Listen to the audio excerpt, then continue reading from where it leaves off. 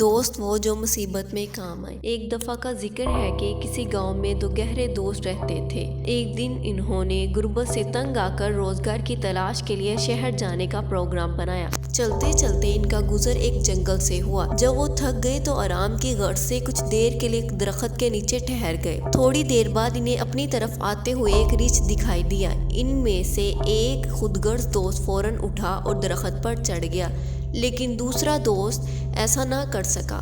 وہ زمین پر چت لیٹ گیا اور اس نے اپنا سانس روک کر خود کو بے جان اور مردہ ظاہر کیا۔ ریچھ دوڑتا ہوا اس کے قریب آیا، اسے سونگھا اور اسے مردہ سمجھ کر چلا گیا۔ ریچھ کے جانے کے بعد دوسرا دوست جو درخت پر چڑھا ہوا تھا نیچے اترا۔ اس نے اپنے دوست سے مذاق کے انداز میں پوچھا کہ ریچھ نے اس کے کان میں کیا کہا تھا۔ دوسرے دوست نے جواب دیا کہ ریچھ نے مجھے نصیحت کی کہ کبھی کسی خود غرض دوست پر اعتماد نہ کرنا۔ اس نے یہ کہا اور اکیلا ہی اپنے سفر پر روانہ ہو گیا۔ نتیجہ: دوست وہ جو مصیبت میں کام آئے۔